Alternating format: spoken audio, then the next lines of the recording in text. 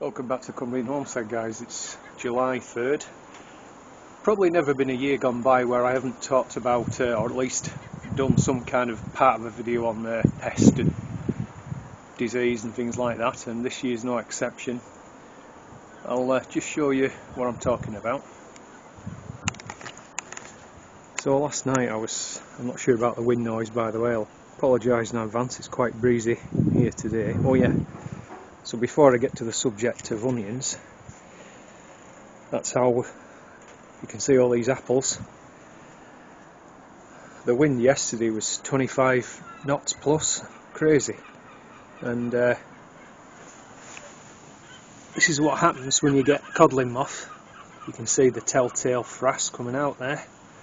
They never stay on the tree, and it's a shame because you can't. It's too early to. They won't store. These are cider apples, by the way, so you can't eat them. Offer them to people with pigs and stuff, but after time they don't turn up. So it's a bit of a conundrum. Anyway, that's by the by. But yeah, like I said, sorry about the wind noise. But I was sat here last night thinking, what on earth could be eating these onions? And then I saw something in the hole moving, and it was a caterpillar. And then I sort of started thinking, oh no, allotment moth. And it's the first time ever this has happened here. You know, it's finally reached us in South Cumbria, and to be honest, I was a bit gutted really. But anyway, but you can see, you know, it's definitely been pretty bad infestation. So if anybody, as I say, I've not encountered this before. So if anybody knows, what I'm going to do is lift these onions, cut the tops off and bag them up about, you know, leave that much room, and then take these down to the allotment, turn them upside down and put them through a wire mesh just to dry out. Hopefully that the caterpillar hasn't tunnelled down into the bulb. But does anybody know better than that? Can you drop me a comment down below? Just let me know what you do, how you deal with it. So far in the greenhouse, all okay. We haven't had any tomato moth or white fly, blossom end rot, that kind of thing in here, so we're all alright with there. With the Savoy cabbage, something has been having a go at the leaf, but the damage looks fairly minimal, so I'm not too concerned about that. I do get some white fly and stuff on the kale, but I just keep pulling those leaves off anyway, so that's not so bad. Yeah, the cats have been in again. I think what I'm going to have to do is sow the lettuce in pots and wait until they get, you know, quite big before I transplant them, and just put wire over so they stop them getting in. I mean, they're just, well, what can I say, bloody nuisance. And then I'm pretty sure I've had Pea Moth in here. I would say, because I found a caterpillar inside those as well, so I think that's Pea Moth.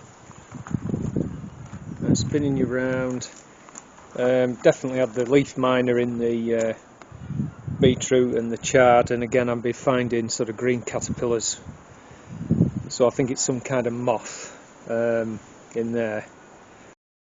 On the zucchini, you invariably always get problems with mildew, but I've been sort of keeping it down with a spray of what is it, sunflower oil, baking soda, and yeah, a mix of that stuff.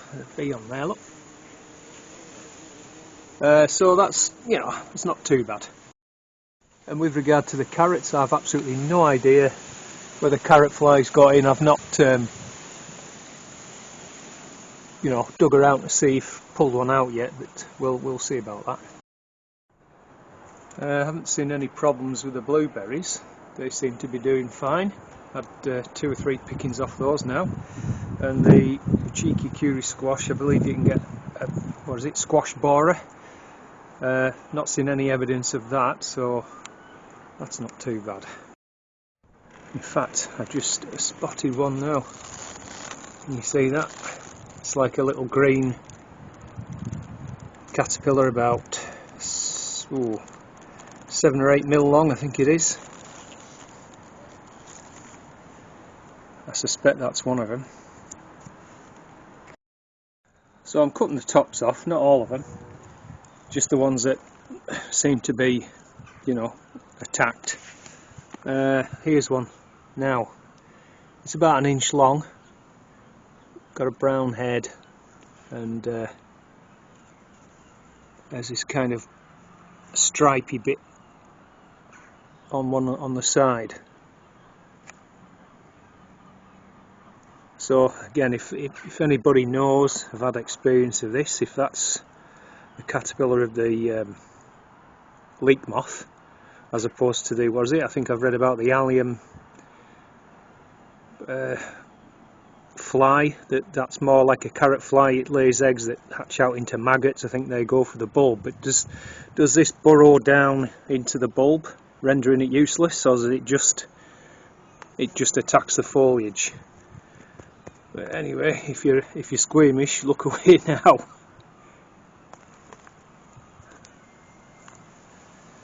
That's the end of you. Yeah, he's there, look.